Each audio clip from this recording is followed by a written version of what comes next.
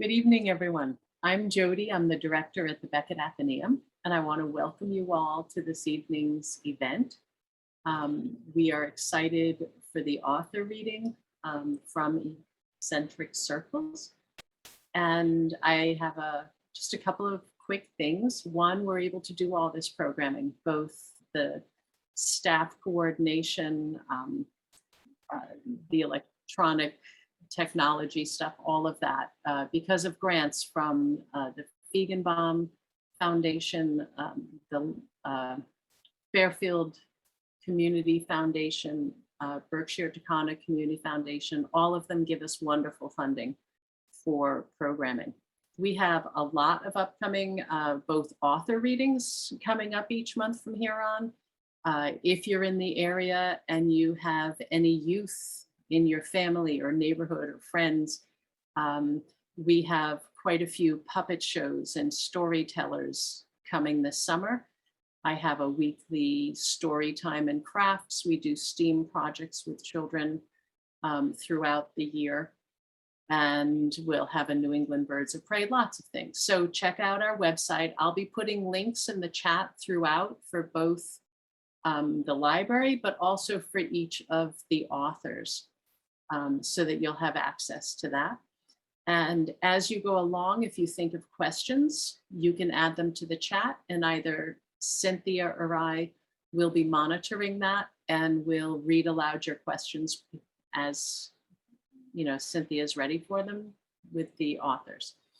I'm going to turn everything over now to the editor of the anthology, Cynthia Brackett-Vincent, who will introduce the authors, and you will get to experience all of that. Okay, enjoy. Thank you, Jody. It's so nice to see such a lively and big group here. I am sitting here in rural Maine, talking to all of you. And I really want to thank Jody for hosting the event, and especially to Lara too, who is one of our readers this evening, for arranging it. I'm just going to give a brief history of our publication company. We began in 1995 by publishing a poetry journal called The Aurorian, and I published that until 2020, so that was 25 years. And my husband was a service provider for independent authors and small publishers. We also introduced, the Poetry Journal published 1,600 poets in its 25 years. We introduced a poetry chapbook contest in 2011. And since then, we've also published over a dozen full-length poetry books. But in 2016, we were presented with an opportunity to work with an established group of successful mystery authors. And we began the process of rebranding ourselves to reflect our new venture. And we ventured into trade fiction, and we focus on mystery, literary fiction, and historical fiction. We continue to deliver poetry books, and we've also crafted a very diverse catalog with our fiction. We have, there are cozy mysteries, there are thrillers, there's a little bit of everything, a little bit of something for everyone. With my husband, Eddie, who is here somewhere, I'm the co-owner of Eccentric Circles, and I am the lead editor. So we decided to compile Eccentric Circles to introduce 25 of our authors and their characters to the public in the short story form. And what it is it's really a broad sample of all the fiction that we publish. And, many readers hesitate to try a new author, whether it's purchasing a paperback, a hardcover, or, an ebook. Reviews kind of all over the place. You may get a 1, you may get a 5. So it's really hard to decide on a new author, especially if you have favorites. So a reader can purchase Eccentric Circles for very little for an ebook, and decide which encircle authors they would like to read further. It's really filled with almost every subgenre one can think of in fiction. From thriller to crime fiction to the light and cute, I like to say, otherwise known as a cozy. Two of my favorite cozies are Jennifer Jacobson, Private Eyeball by Mike Beffler, and The Cat's Clue by Lois Schmidt. So indeed, we hope to offer something for everyone. So without further ado, I'm going to introduce our wonderful authors for this evening. And the first one that we'll read is Sharon L. Dean. She grew up in North Chelmsford, Massachusetts, where her first job was in a library, much like the one at Becket. She abandoned Massachusetts for New Hampshire when she went to the University of New Hampshire, but she maintains her connection to North Chelmsford via family who still live there. She raised her children in Brookline, New Hampshire, a town that boasted another of the small town libraries she loves. During that time, she taught at Rivier University in Nashua and pursued a career where she wrote scholarly books, including one titled Constance Fenimore Woolson and Edith Wharton, Perspectives on Landscape and Art. That book includes a section about Wharton's novel Summer and the tiny library her character Charity Royale works in. Sharon has now traveled west all the way to Oregon, where she makes her home, and she frequents her town's Carnegie Library, where she has launched her career as a fiction writer. So welcome, Sharon. And your story is titled American Justice. So I'm going to turn it over to you now. Thank you. And thank you to the Becket Athenaeum, and thank you to Encircle Publications for publishing us. As Cynthia said, my story in Eccentric Circles is American Justice, and it brings two of my protagonists together on jury duty.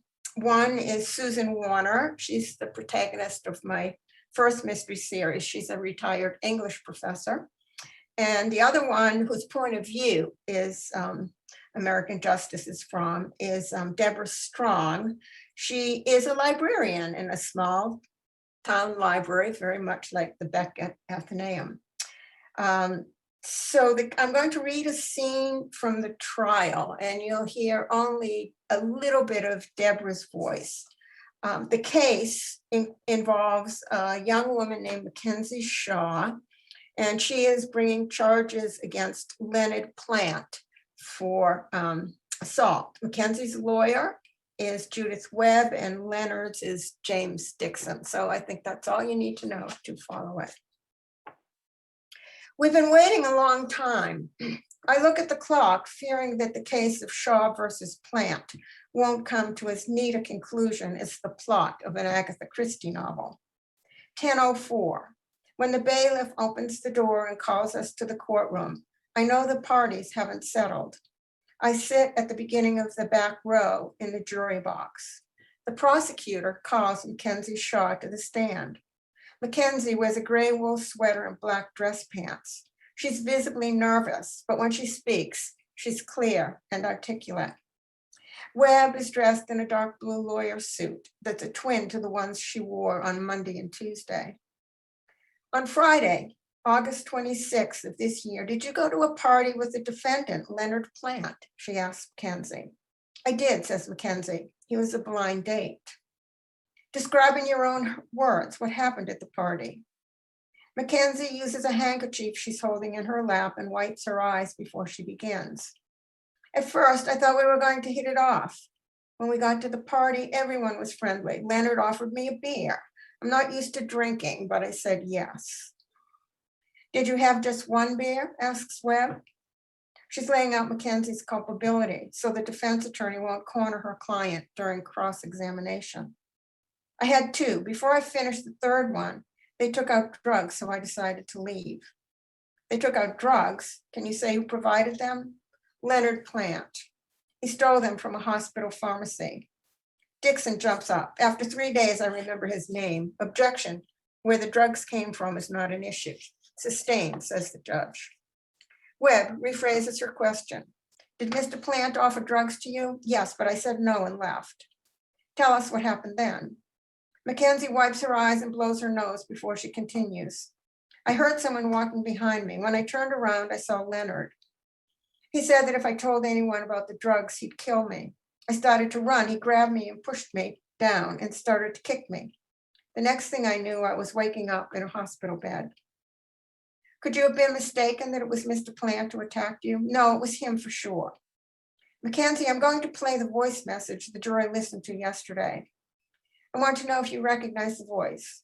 Webb turns on a recorder and we hear a male voice said, "Why'd you have to storm off like that? If you stayed, I wouldn't have hurt you." When the recording stops, Webb says, "Can you identify that voice, Mackenzie?" "Yes, it's Leonard Plant's." "How can you be sure? He screamed in that high-pitched voice while he was kicking me." "Thank you, Mackenzie." Webb is manipulating our sympathy by using Mackenzie's first name.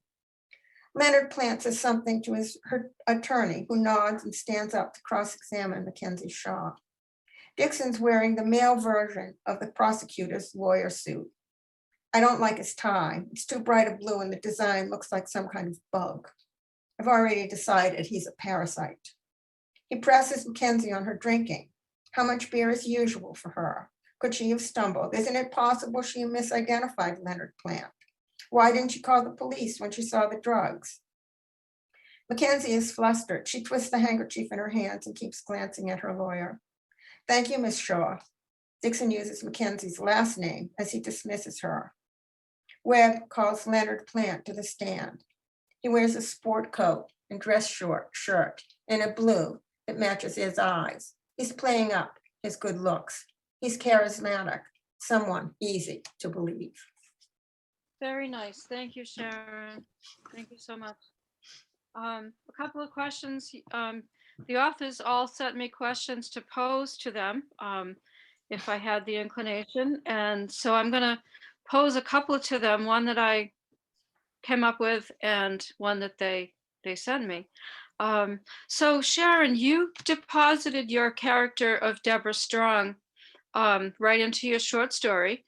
Can you tell us a little more about Deborah and your Encircle publications that highlights this character? Sure. Well, Deborah, as I said, is a librarian in a small town. She's a widow. Her husband and her small daughter were killed in a traffic accident. And so she comes back to her hometown and she becomes a librarian there. And it's very much like the library where I had my first job, and also like the library where my children used to go. And I just kind of loved bringing in that milieu. So in that first novel, she, with her friend, she uncovers a cold case and they find out what happened to their high school friend, Joseph Wheeler, about 30, 40 years ago. And then the second novel, she goes to a university based on the university where I got my degrees, though it is fictionalized. And she's at a conference on libraries.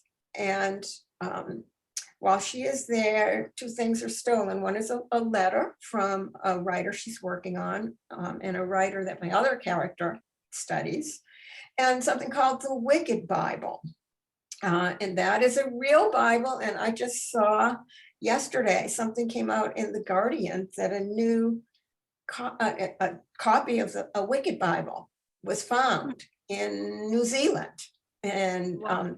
It's the Wicked Bible because the commandment says thou shalt commit adultery. And so, she has to find who stole the Bible and how it connects to a lot of other things.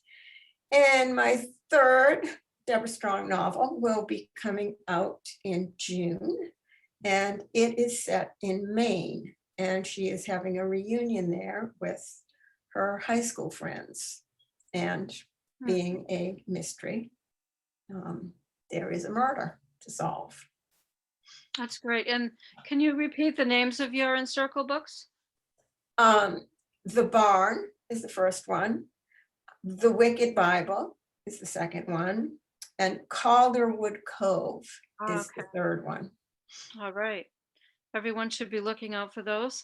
And another question is your story, which you just read from, it involves jury deliberations, which is really interesting. Does it draw on your experience serving on a jury at all? It does, actually. And in the story, there is a juror who's very difficult. And I think they end up having a hung jury, which is something that happened when I was on jury duty. I've been on, I think, 3 times on jury duty. So it is based on that and how jurors deliberate. And one thing that happened when I was writing it is I have a writers group. And this one guy in my writers group, he said, I couldn't do that. I was having her called back to another jury duty. I think that was in an early version of the story. And he said, well, you can't do that because you only serve on jury duty once and then you're free to go. And I said, well, it's not like that in New Hampshire. you get called back for a second one, which I did, but I did not have to serve on the Right. second jury. So you drew on your own experience. I That's- did. Yeah. They say what you know, don't they? Can you just tell me, we've got a couple more minutes here. Can you tell me, there's 2 kinds of writers that I'm told. That one is called a pantser, who goes by the seat of their pants, and one's called a plotter. And they plot everything out. They have outlines of chapters, they have lists going, they have lists of important dates and birth dates that their characters have in the books, so that they don't, mess up anything as they go along. Would you say you're a plotter or a pantser, or a little of both? Oh, I'm a little of both. I get started, and then I really do have to keep a list of what characters have done, what they look like, because I'll forget what they look like, and I'll put the wrong pair of glasses on them. And as I get partway through, like, I kind of know where it's going. I like a little bit of structure.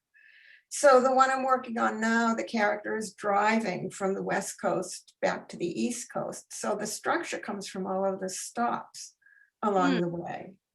On the other hand, I just finished writing a short story, and I had the scene. I knew exactly where I wanted to set it.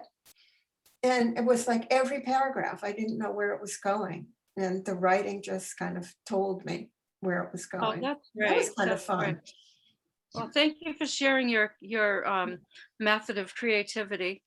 And sometimes the creativity just hits and it takes you where it wants to go. Yeah. So thank you so much, Sharon. Thank you. And now we're going to move on to Kevin St. Jarre. I'm going to introduce Kevin now. Kevin is the author of Absence of Grace, April 2022, The Twin, October 2021, Celestine, May 2021, and Aliens, Drywall, and a Unicycle, November 2021. He's very prolific. And all these books are from Encircle Publications. He's a published poet as well, an essayist, and his Pushcart nominated short fiction has appeared in journals such as Story and Solstice Literary Magazine. Kevin has been invited to present at numerous conferences.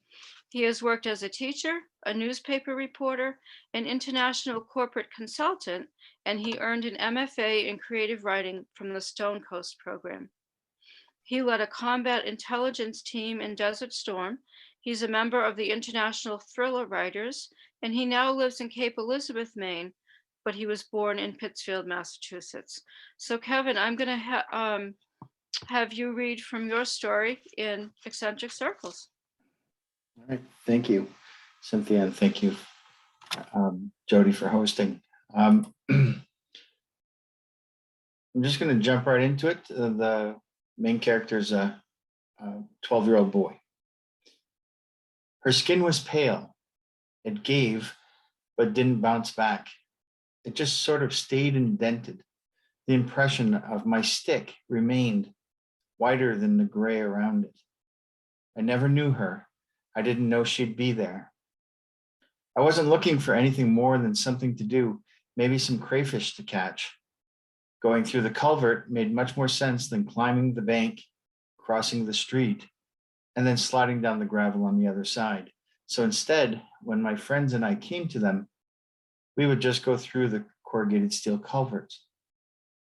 It was in there, beneath the undeveloped end of 22nd Avenue, that alone I found her.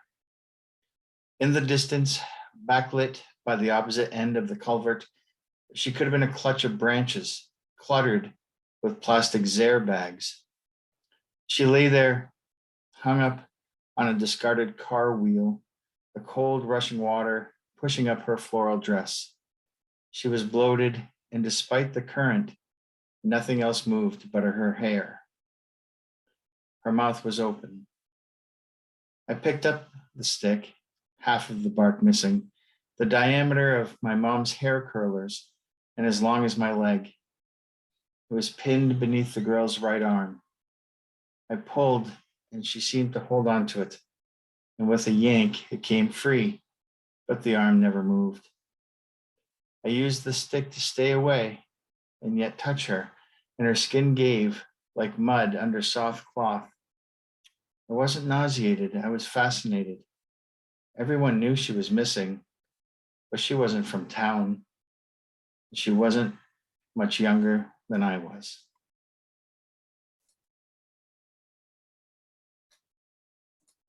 All right. Wow. Powerful. Thank you, Kevin. Sure. A couple of questions for you. Okay. The name of your character, tell us what his name is. Jack Killarney. Jack Killarney. Can you tell us a little bit more about him in general? Sure. So in Eccentric Circles, it's a standalone short story when Jack is 12. But in Absence of Grace, it's actually the first chapter of the novel. And in most of the novel, in fact, in chapter 2, Jack is already an NYPD detective. But he experiences a lot of trauma. And obviously finding a young dead girl in a pipe as a child would be very traumatic. But the trauma piles on and piles on, and he becomes obsessed with why people do bad things to other people, and that's sort of the foundation of the novel, Absence of Grace. Very interesting character. Now, when I introduced you, we realized that you have written in a bunch of different genres, all fiction. But do you find going back and forth between genres very challenging?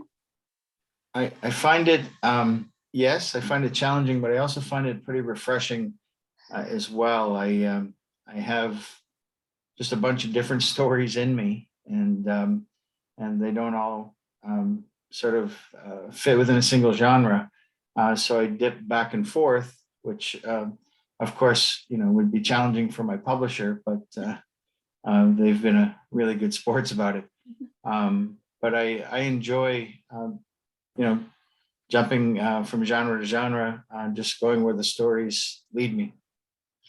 For example, Celestine could be for young adult readers, and adults, obviously, and it's part science fiction.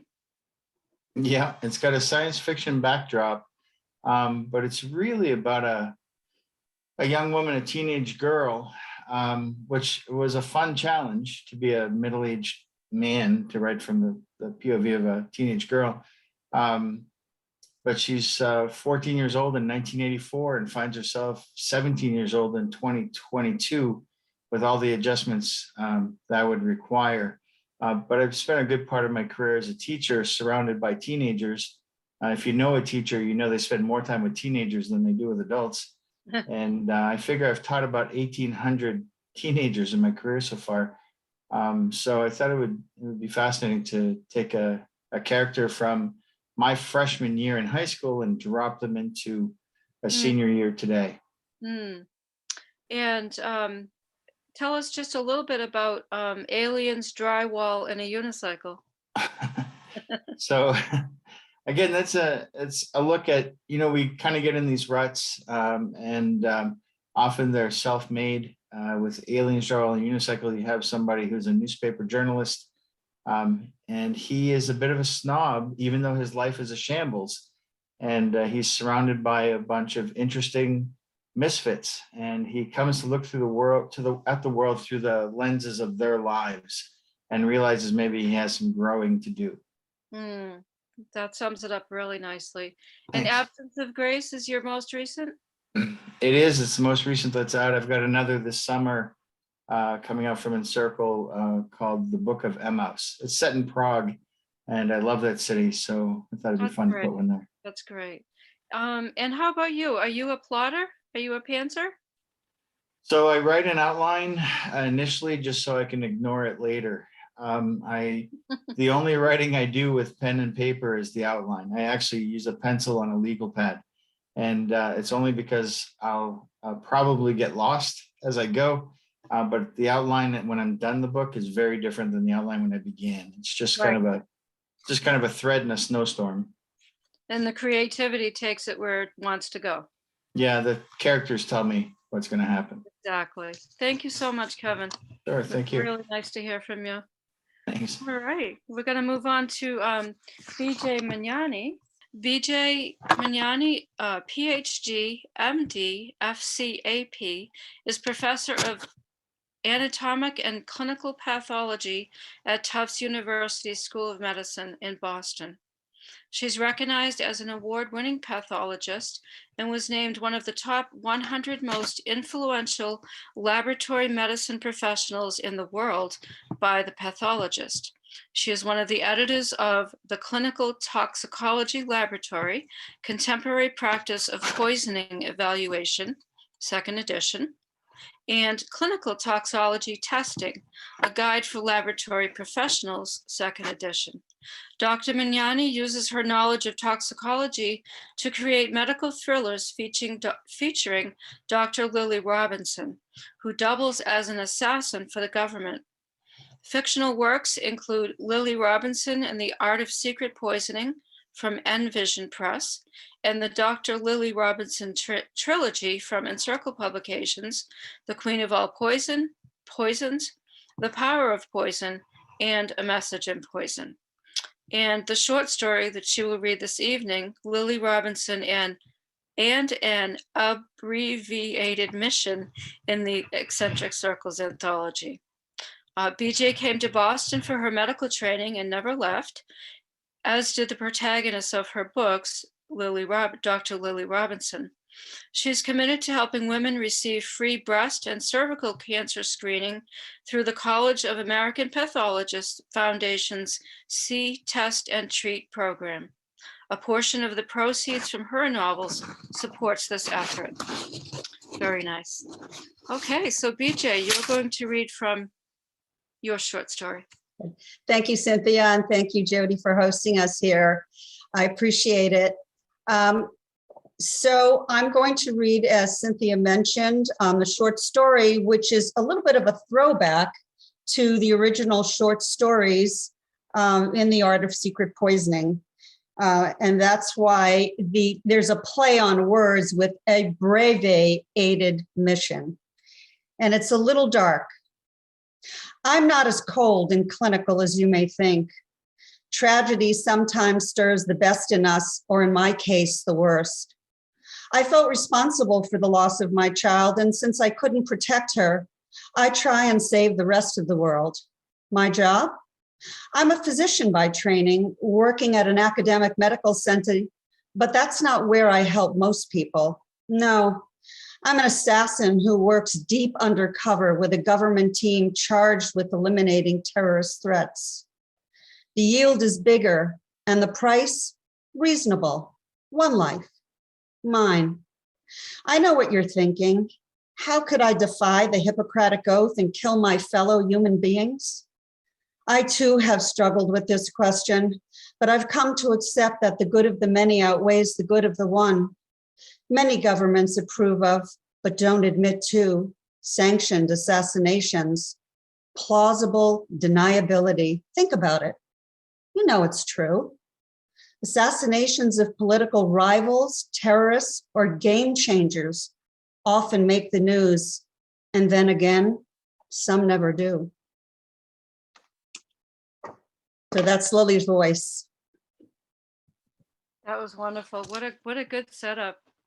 What a good setup for this story. So tell me a little bit more about the character of Lily Robinson. I read that you were asked to create a character to educate clinical chemists. Yeah, so in 2009, I was asked by the editor of the journal Clinical Chemistry to create a fictional character who used poisons to help educate clinical chemists. So each month I would write a story using a particular poison. People around the world who read the journal would have to write in, right, try and guess the poison and how Lily Robinson did this. And then in the next issue of the journal, I would reveal how she did it, what the poison was, and then actually do a little tutorial on the poison. So it was a way to sort of have some education and entertainment at the same time.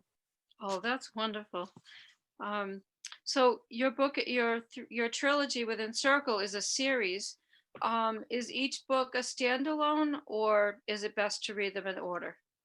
You know, this is a series where I think that if you read them starting at book one, it's better because you get the richness of the characters. You're more invested in the people as you go along. And also as a writer, you grow. So you figure out ways to make your character better, more exciting, give a little bit more background. And so both of you, the reader and the writer, can experience a new story in each book, but there's that underlying or overlying arc which grows again throughout the series of the books. Mm-hmm. I've actually loved seeing your character develop. So how about your writing process? Tell us a little bit about, do you organize, do you outline, or do you just go with the flow? I'm also very much a pantser. I have an idea in my mind. The idea is this is where I'd like to go with the story, but like some of the others have already said, you start out in that direction and then all of a sudden you're diverted down another path and you're surprised, just like the characters and the readers are surprised, oh, I didn't expect that to happen, or this person to do that. But then it just follows, it just flows. I think that's really the fun of creative writing, is that you do get a chance to do that. Just go anywhere the story takes you. Right. And if you have an outline, you can toss it if it wants to go in a totally different direction. Right. Right. Thank you so much. Thank you so much, BJ. It's great Welcome. to hear from you. And now I'm going to introduce our last reader, and she helped to organize this event. And her name is Lara Tupper. She's a proud resident of Washington, Massachusetts, and the author of 3 books: Off Island from Encircle Publications, which was a finalist in the Taconic Book Award; Amphibians, a story collection, which won the Leapfrog Global Fiction Prize; and 1001 Nights. She is the founder of Swift Ink Stories, a writing and teaching platform for creative expression. She is also a jazz folk performer, and her latest album is This Dance. Okay, Lara, let's hear you read from your story in Eccentric Circles. Thank you, Cynthia. Thank you, Jody. It's lovely to be here and lovely to hear everybody else read as well. So my short story in Eccentric Circles is an excerpt that didn't make it into my novel Off Island. It features a librarian. Sharon and I are both interested in fictionalizing librarian stories. And I was so happy I could develop that lost excerpt into a short story for Encircle. So here it is. It's called Go Fish. And it's set on Mohegan Island, Maine, one of my very favorite places in the world. The locals said off island when they wished to leave, going off island to see the new Star Wars movie. Anything beyond the island was off. Edie went off island for interlibrary loans and cappuccinos for TJ Maxx. She supposed she was a Mohegan local now, 5 years in. She taught K through 8 in the island's one-room schoolhouse, She had to be vivacious and alert. She could say the wrong thing and they'd shift on a dime. Spinster, one boy whispered. She didn't correct him. When the workday was done, she belonged to herself. In the schoolhouse, she double-checked the algebra of the oldest. She inflated plastic letter people for the youngest. She kept the subsidized milk pints floating in ice water. She tacked their art projects to the lowest wooden beams. A first grader had painted the word beautiful in bright orange, a tricky word for one so young. The little girl was beautiful. She'd heard this word from grown-ups, no doubt. She had eyes that were dark and wide, as if they were trying to make sense of things. Edie saw herself in the girl, not the beautiful part, but the trying to make sense of things part. She wrote this down in her ledger so she wouldn't forget. It happened like this. Words floated up as she went about some mundane task, sharpening pencils or popping straws into milk cartons. The trouble was stringing the phrases together before they solidified. Like candle wax hardening, she was supposed to make something before they got too stiff to mold.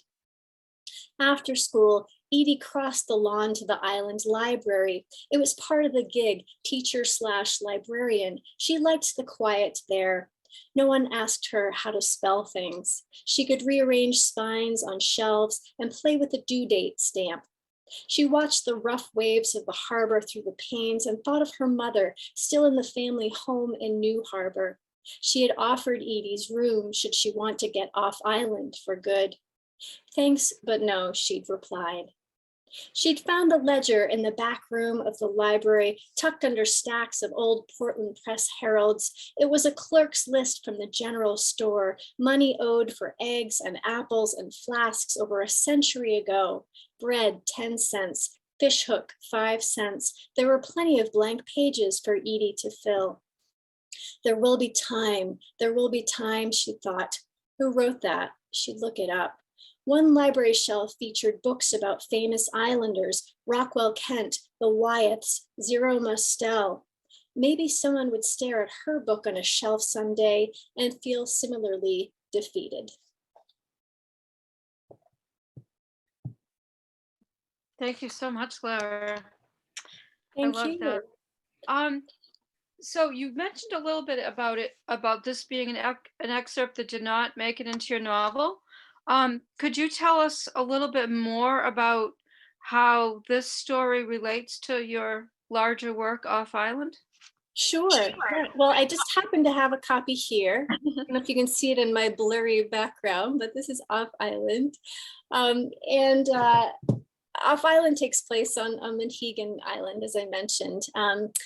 In the original version, the librarian had an integral part. The book is basically about a what if scenario. What if Paul Gauguin had sailed to Monhegan Island instead of Tahiti to paint during his lifetime?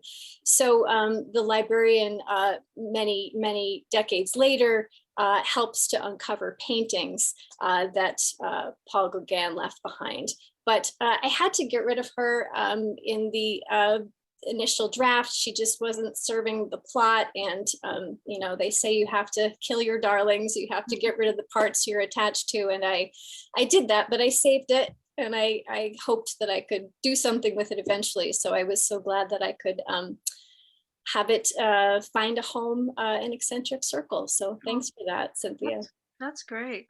I'm not going to give away the ending of your story, but your story does end with a kind of unexpected twist. So do you enjoy surprising the reader? I do. Yeah, I think I enjoy that as a reader myself. I like to be surprised.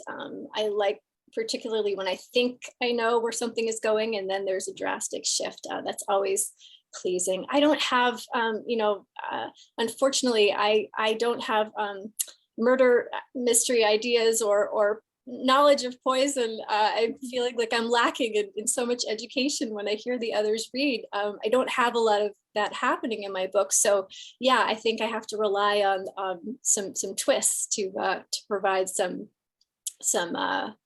excitement, I guess. Maybe I have to get poison in there somehow, though. I'm inspired by BJ. Maybe that'll be next.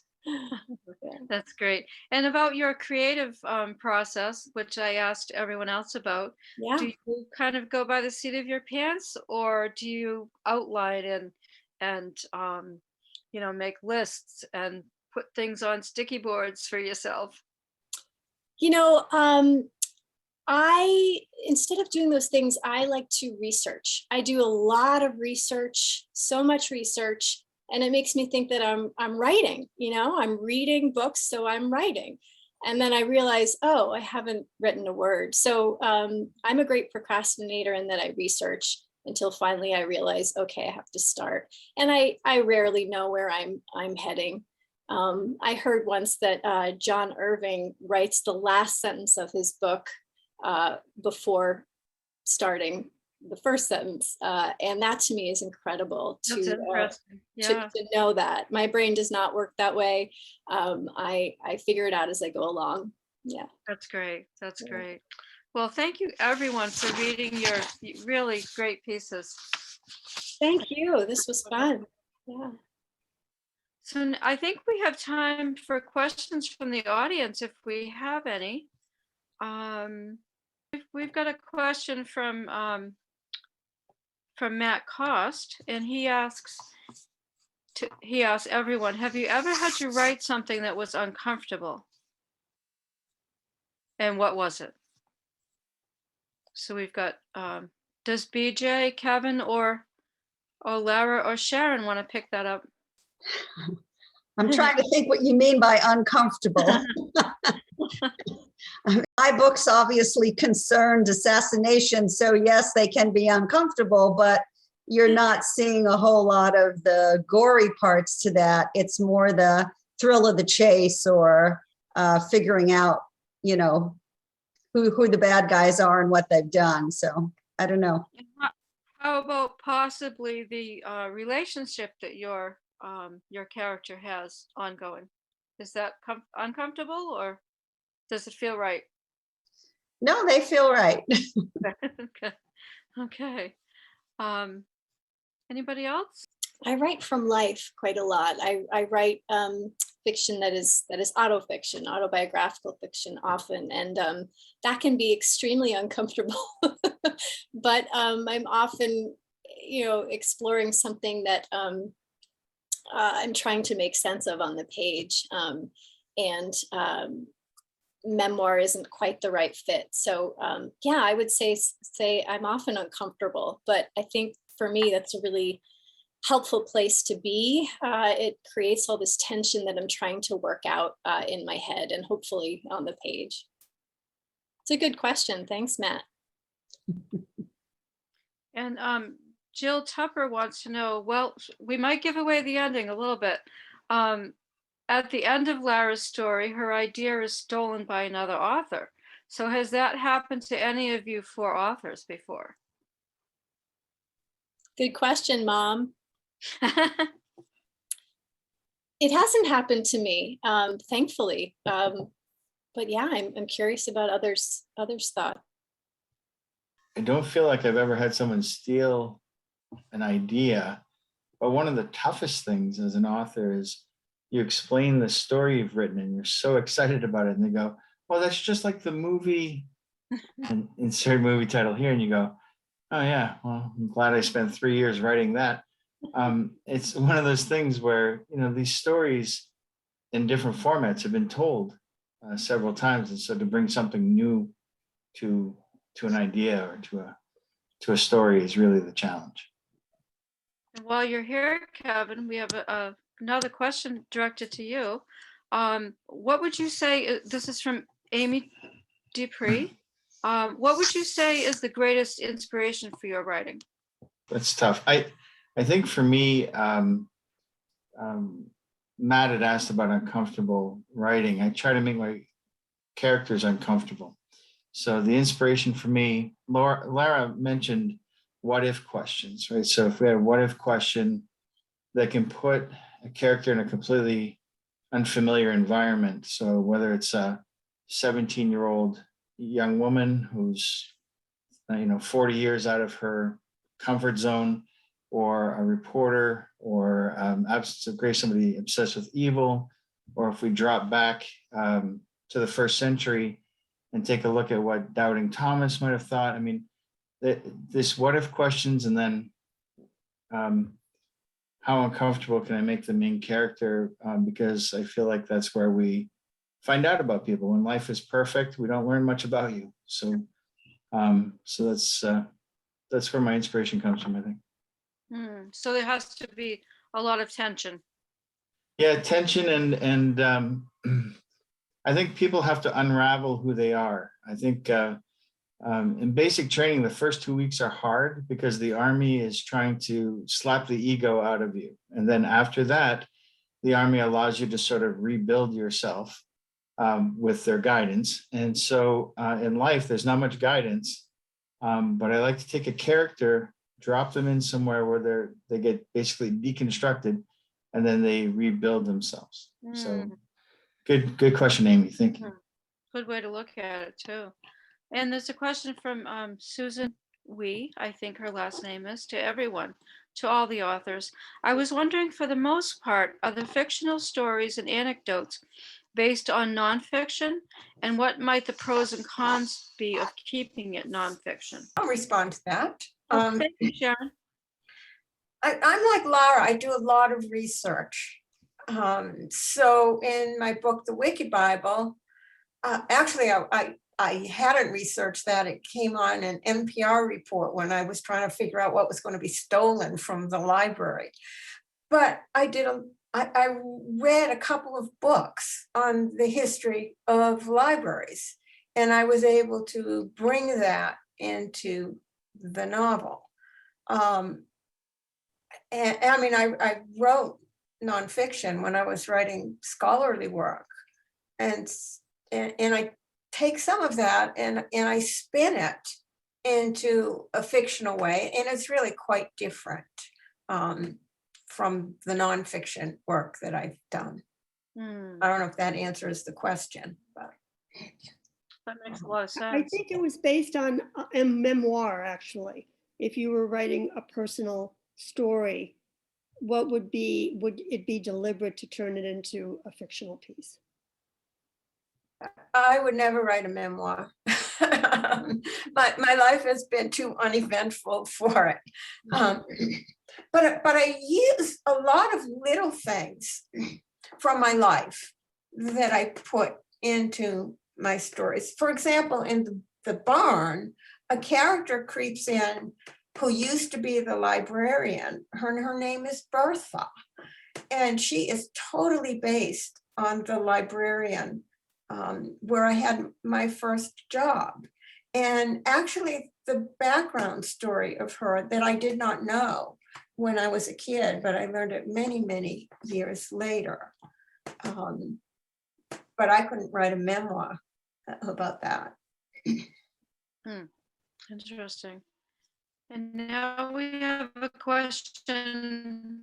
Maybe you can all take it one after the other.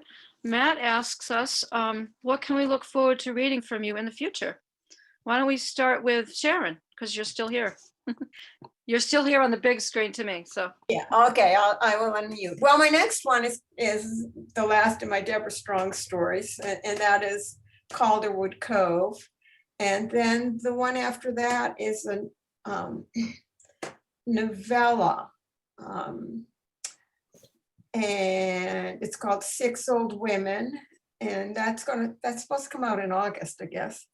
And it's 6 90-year-old women who are living on an island in Lake Winnipesaukee, a fictional island.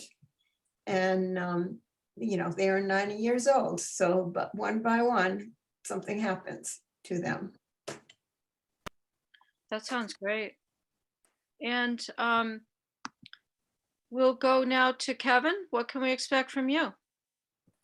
So I mentioned the Book of Emmaus coming out in July. I'm working on a novel called Paris, California, which is a small coastal town where people move in because they say it's perfect.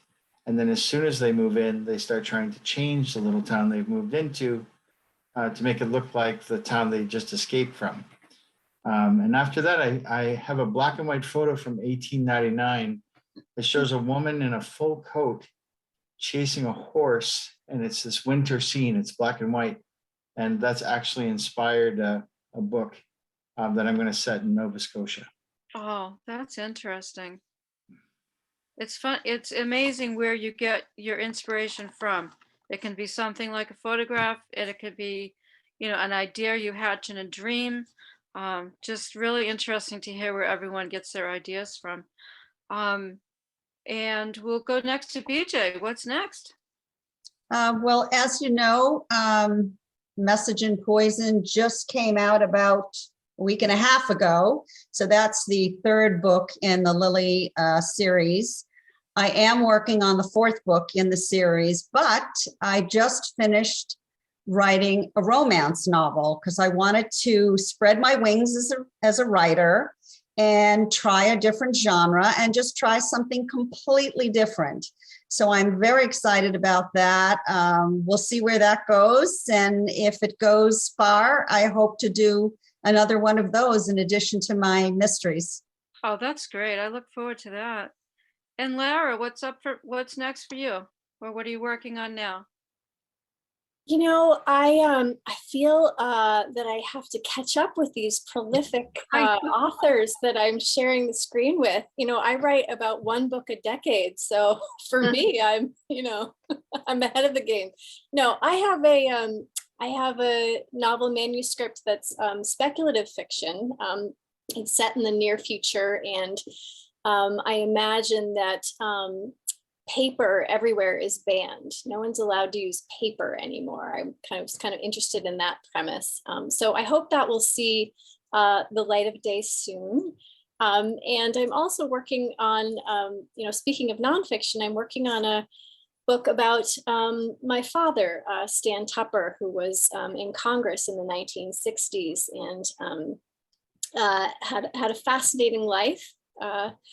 And I'm trying to figure out the approach, how it's going to be, what it's going to look like. So obviously I'm doing a lot of research about him, and hopefully I'll start writing it soon. So thanks for asking. And I just want to say how lucky we are that Encircle is invested in so many kinds of fiction and poetry.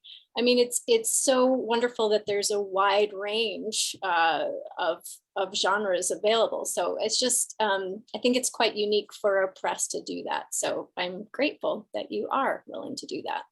Well, I'm grateful for all of you. And I'm grateful for Jody again for hosting this.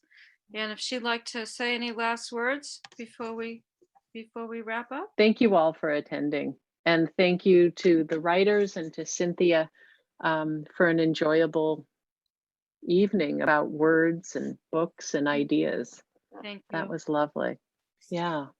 Thank you so much. Thank you. Have a great Thank evening. you. Thank Good night, you. everyone. Thank you. Night, Bye-bye. everyone. Good night. Right.